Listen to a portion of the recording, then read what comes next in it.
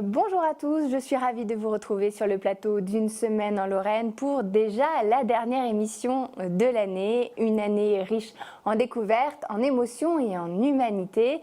Cette émission du jour nous rappelle que les vacances de Noël sont bien là pour notre plus grand plaisir. Les télévisions locales nous ont une nouvelle fois encore concocté un très beau programme avec l'aéroport Metz-Nancy-Lorraine qui a présenté à la presse son bilan pour l'année 2014. Nous ferons le point avec Mirabel TV.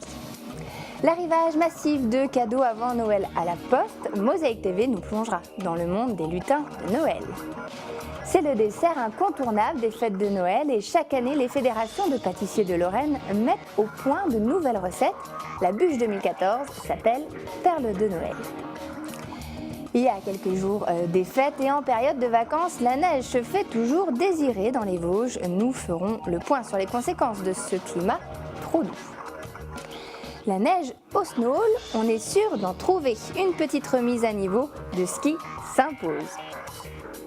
Mais débutons cette émission avec la sortie du nouveau film de Mélanie Laurent en tant que réalisatrice. Le film Respire parle de harcèlement à l'école.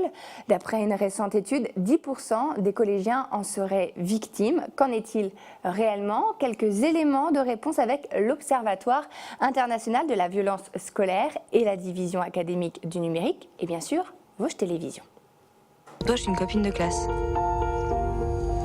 Je sais pas, j'aurais dû dire quoi? Rien du tout, tu dis ce que tu veux. C'est le thème du dernier film de Mélanie Laurent, Respire, sorti le mois dernier au cinéma. Le harcèlement à l'école, conséquence ici d'une amitié toxique, dévastatrice. L'histoire se déroule au lycée, les protagonistes ont 17 ans, mais le harcèlement est aussi une réalité pour des élèves beaucoup plus jeunes. D'après une récente étude, 10% des collégiens français seraient victimes de harcèlement scolaire et pourtant, le phénomène n'a rien de nouveau. Il existe même un observatoire international de la violence à l'école, mais il a été créé en 98. Éric Debarbieu est l'un de ses acteurs. Il animait récemment une conférence sur le sujet du côté de Thaon-les-Vosges. Il n'y a pas plus de victimes. Bon, les enquêtes que je faisais au début des années 90, les enquêtes que je fais actuellement, l'enquête que je révélerai au mois de janvier sur les lycéens, par exemple, 20 000 lycéens interrogés, montre qu'il n'y a pas une explosion du harcèlement. Simplement, comme on en parle plus, on a l'impression que c'est l'explosion. Par contre, il y a une mutation, c'est vrai. Cette mutation, elle est liée à l'irruption de la cyberviolence, bien sûr. Le harcèlement à l'école ne se termine plus à l'école. Le harcèlement à l'école, ou d'ailleurs dans le groupe, peut avoir lieu ensuite dans la chambre, etc. Et ça pose bien sûr des problèmes différents. Le harcèlement emprunterait donc le visage parfois perfide des réseaux sociaux. C'est l'un des nombreux dangers d'Internet, ce qui oblige désormais les établissements à faire régulièrement de la prévention, comme c'était le cas cet après-midi au collège Clémenceau à Épinal, collège d'environ 700 élèves, où forcément ce genre de problème existe, même si pour la direction, le terme de harcèlement est peut-être un peu fort. Je pense qu'il faut quand même faire un peu la part des choses. On parle beaucoup de harcèlement alors que le harcèlement c'est sur le long terme. Or nous, souvent les parents viennent se plaindre, les élèves viennent se plaindre, on intervient tout de suite et c'est vrai que ça stoppe rapidement. Tout le monde en tout cas est d'accord pour dire qu'il faut en parler. Les élèves d'ailleurs aujourd'hui ont très bien compris ce qu'était le harcèlement. Le harcèlement, c'est des menaces et à répétition et que tout le monde profane et qu'après, le gens qui est harcelé, il a la honte et il a peur des représailles. Est-ce que toi, on t'a déjà embêté comme ça ou est-ce qu'on a déjà embêté des copains, toi? Oui. Comment alors? Explique-moi. Il y en a un, on a mis une photo de lui et après, il y a tout le monde qui s'est moqué de lui. Et puis, à la fin, il a eu honte. La personne qui est harcelée se referme. Elle n'en parle à personne, elle va avoir tendance à s'isoler, elle va être encore plus objet de harcèlement et devient finalement la victime parfaite. Des résultats scolaires en chute, la colique du dimanche soir, vous voyez, des choses comme ça, le mal de tête du lundi matin.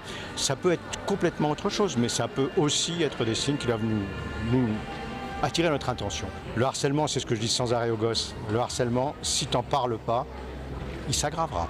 En parler à ses parents, en parler aux profs, aux copains. Il existe également un site internet spécialisé qui s'intitule tout simplement « Agir contre le harcèlement à l'école ». L'aéroport Metz-Nancy-Lorraine a dévoilé il y a quelques jours son bilan 2014 à la presse. Un aéroport qui s'affirme d'année en année et qui arrive de plus en plus à convaincre les compagnies aériennes. Les vols réguliers se maintiennent à niveau. En revanche, les vols vacances, eux, enregistrent une baisse. Retour en chiffres sur ces derniers mois d'activité signé Mirabel TV. 248 000, c'est le nombre de passagers attendus sur l'année 2014. Quelques 3 000 voyageurs supplémentaires par rapport à 2013. Un bilan en demi-teinte pour l'aéroport régional qui peine à récupérer les 150 000 passagers perdus avec l'arrivée du TGV en 2007.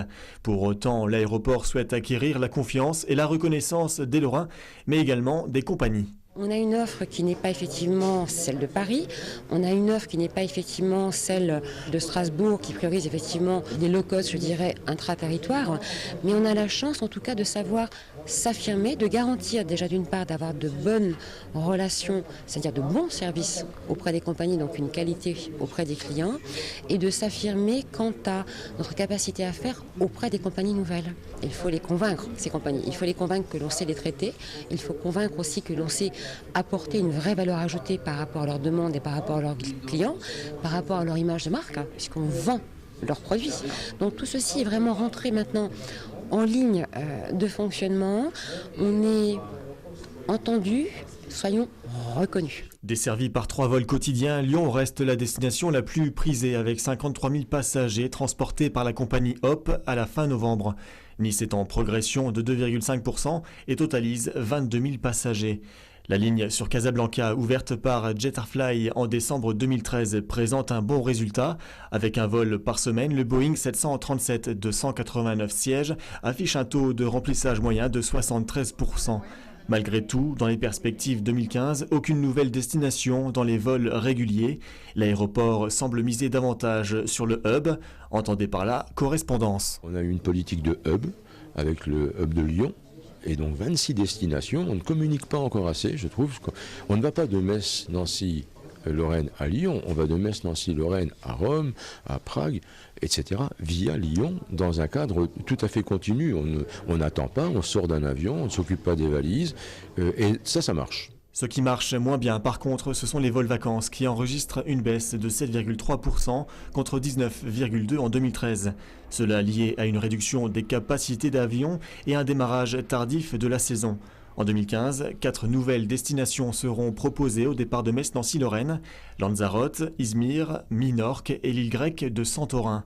Pour ce qui est du budget, l'aéroport c'est 8 millions d'euros de fonctionnement, dont 6,2 millions de recettes et 1,8 million de compensations de suggestions de services publics versées par la région Lorraine.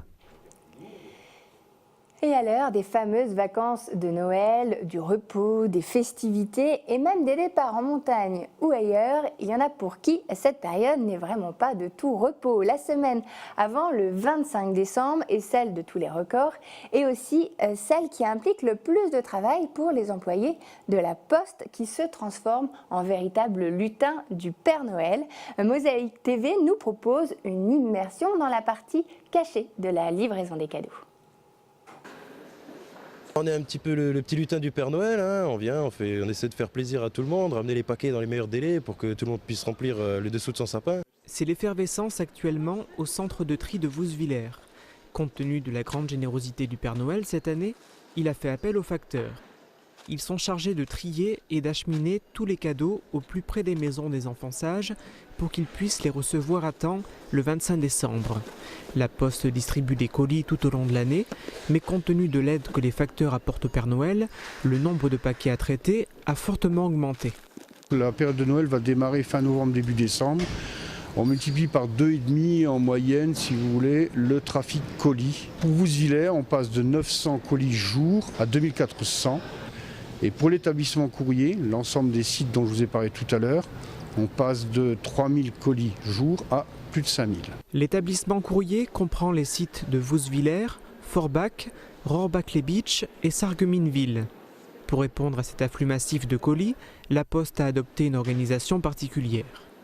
Il y a plus de tournées dédiées à ce type d'envoi et les nombres de véhicules et d'heures supplémentaires effectuées par les employés ont augmenté.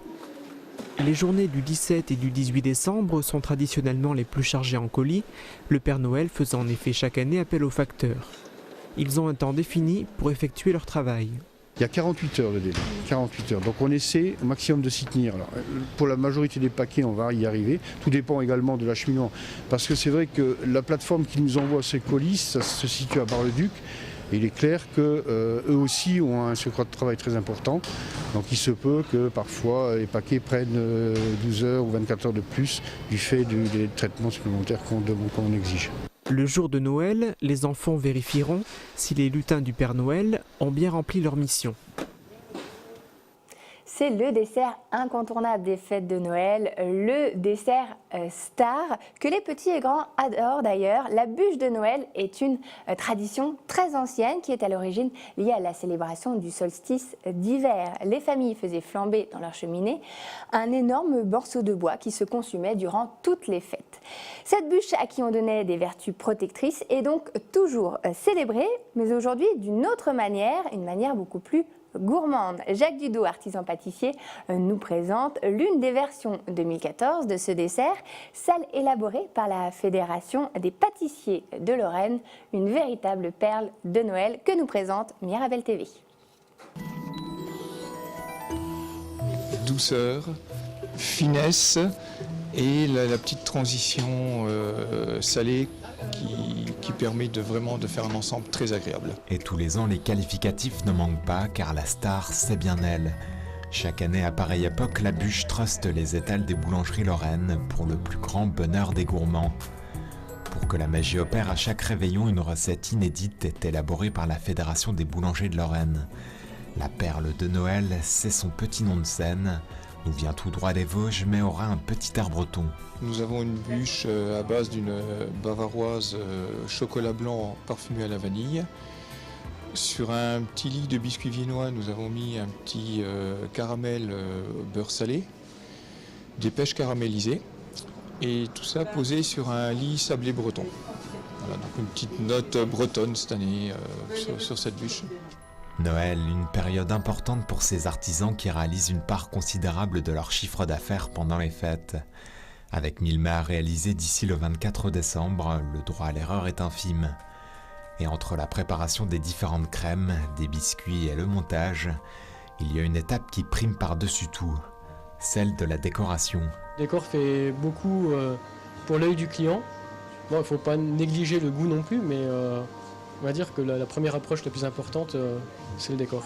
On dit toujours qu'on mange avec les yeux un dessert avant de pouvoir le goûter, et c'est vraiment c'est la réalité. Les clients, ils achètent ce qui leur plaît visuellement avant de regarder le parfum. Une centaine de boulangers en Moselle proposent cette perle de Noël, et pour la déguster, comptez 3 à 4 € la part. Qu'on se le dise, la bûche 2014 est arrivée, et cette année encore, elle sera le dessert incontournable des assiettes. Et dans quelques instants, le camion des mots permettra d'enchanter avec du théâtre filmé les enfants du Beacherland.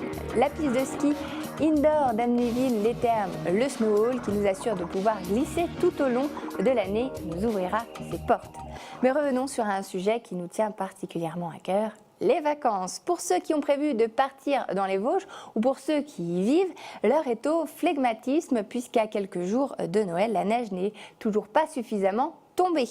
Résultat, un service minimum prévu à la Bresse, shopping et activités en intérieur du côté de Gérardmer. Reportage Vosges Télévisions. Station de la Bresse-au-Nec ce mardi matin, la neige est cruellement absente, les remontées mécaniques sont à l'arrêt. Le domaine skiable était prêt à ouvrir ce premier week-end de vacances de Noël, ce ne sera bien évidemment pas le cas. Une situation vécue très amèrement, mais un service minimum sera assuré. On a les résidences qui sont pleines, les vacanciers qui vont venir passer Noël sur le massif des Vosges, donc on va leur proposer tous les jours à partir de 9h un accès hôtel et siège pour pouvoir aller se balader sur les sommets, sur les crêtes, peut-être jouer sur les quelques taches de neige qu'on a réussi à produire. Et puis on va aussi également ouvrir la Schlitt Mountain tous les jours. Et si les enfants pourront s'amuser sur les quelques taches de neige de culture, les adultes, eux, devront se montrer patients. La semaine dernière, on a produit à peu près tous les jours jusqu'à 2-3 jours. Et puis depuis, les températures sont de nouveau au chaud. Je vous rappelle qu'il faut à peu près -2,5 degrés pour pouvoir produire de la neige de culture. Et aujourd'hui, aujourd'hui, on a une température qui est positive, malheureusement. Situation identique à la station de la Moselaine à Gérardmer. Pas ou peu d'alternatives à proposer ici, mais la Perle des Vosges, riche de ses près de 10 000 habitants, possède diverses infrastructures de loisirs. Face au manque de neige, il va falloir s'organiser. On est en train de regarder, de recenser un peu toutes les animations qui peuvent être organisées par les privés et aussi par le public. On a la chance chez nous d'avoir de nombreux services, ludothèque, médiathèque, le service des sports et de nombreux professionnels privés. Et demain, on va avoir une petite réunion pour essayer de mettre en valeur ce qu'on va pouvoir proposer à nos touristes dès samedi. Drôle d'hiver qui commence donc, alors que le massif des Vosges signait justement ce mardi à Paris, au ministère des Affaires étrangères et du Développement international, un contrat de destination. Objectif, d'ici 5 ans, avec une enveloppe de 700 000 € par an, convaincre les touristes français et surtout étrangers de séjourner plus longtemps sur le massif. 700 000 € qui ne feront toutefois pas tomber la neige. Côté température, les prévisions restent guère encourageantes. Jeudi et vendredi, le thermomètre frôlera même les 10 degrés avant de redescendre la semaine prochaine, mais toujours pas en dessous de 0. Et oui, la situation ne devrait pas vraiment évoluer et la neige n'est toujours pas d'actualité, mais je vous invite à profiter de la douceur du climat pour découvrir les Vosges sous un autre regard. Pas de neige dans les Vosges, mais une envie pressante de skier ou même d'apprendre ou pourquoi pas de se remettre doucement en forme. Le Snow, l'espace unique en France, vous assure de trouver cet or blanc puisque c'est l'une des plus belles pistes de ski indoor du monde. La température est maintenue à moins de 2 degrés et 4 espaces cohabitent sur ce complexe basé sur un ancien crassier. La piste de luge, la piste pour débutants et son tapis roulant, la grande piste de 620 mètres de long pour 35 mètres de large, rien que ça, mais aussi son espace snowpark. Les Lorrains ont donc tous les jours rendez-vous avec la neige du côté d'Amnéville-les-Thermes, Foix de Maille-Lorraine.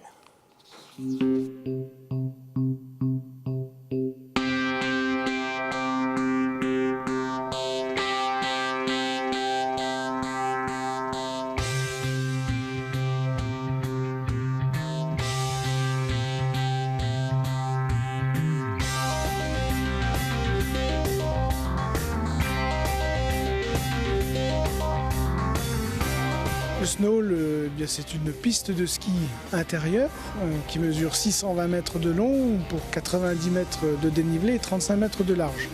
Alors c'est un ensemble de pistes, pourrons-nous dire, puisque aujourd'hui on constitue 4 espaces de glisse avec la piste de luge, la piste débutant, la piste pour les skieurs confirmés avec un espace snowpark pour les acrobates et autres snowboarders.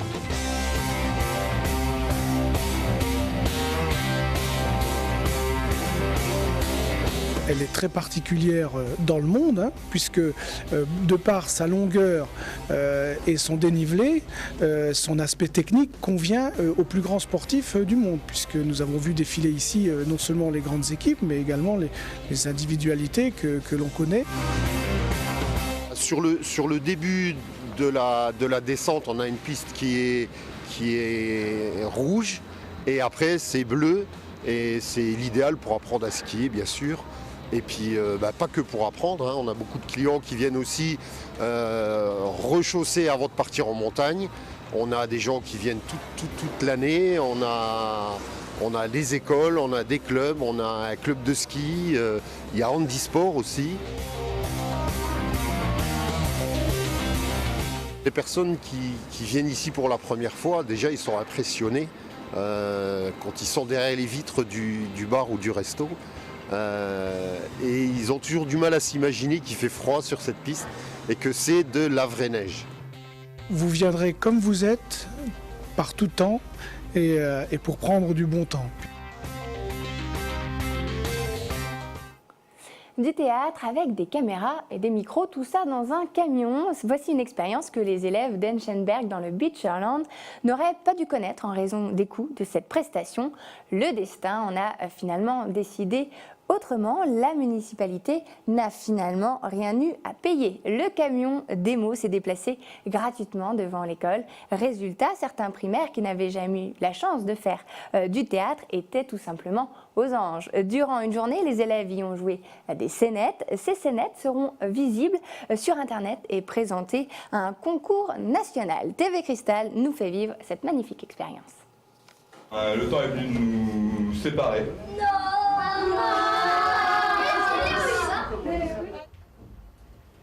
Hop, c'est reparti.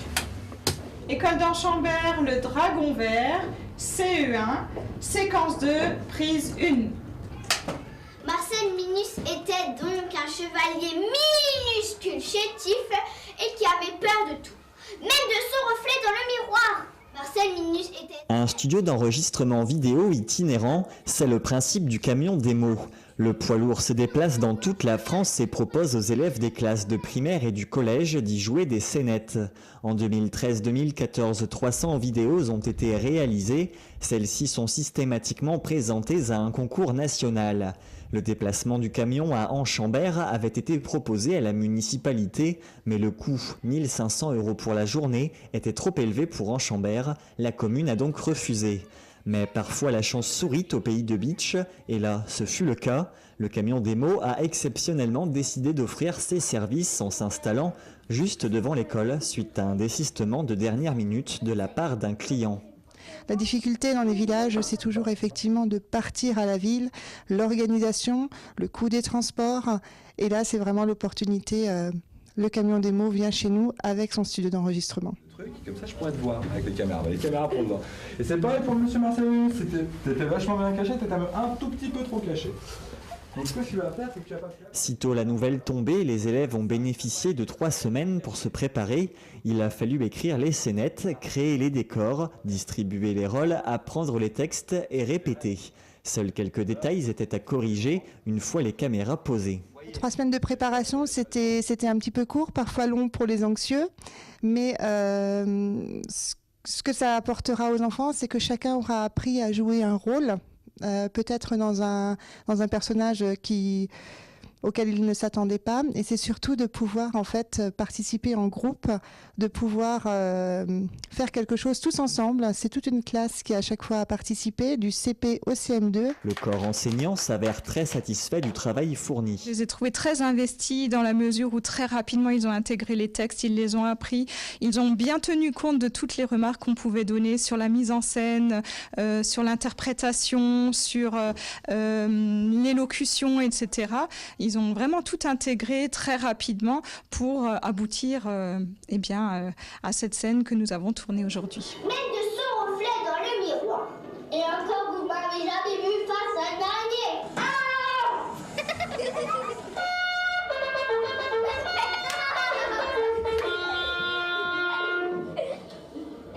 C'était la première fois que j'ai fait du théâtre et ça m'a beaucoup plu. J'ai aimé beaucoup. Je joue le roi. Je raccompagne la reine. Quand on s'est entraîné, Ethan, il était très rigolo parce que comme il allait, une fois, il n'a pas fait attention et il est rentré dans quelqu'un avec son cheval. Et ça, c'était très rigolo. Très rigolo et surtout très ludique de cultiver son vocabulaire de la sorte. Les jeux sont faits, les comédiens en herbe devront se montrer patients jusqu'en juin 2015. Ils ont bon espoir que leurs prestations enregistrées sortiront du lot français et les hisseront ainsi sur le podium parisien. Une semaine en Lorraine, c'est déjà terminé. On se donne rendez-vous en 2015. En attendant, passez d'excellentes fêtes de fin d'année.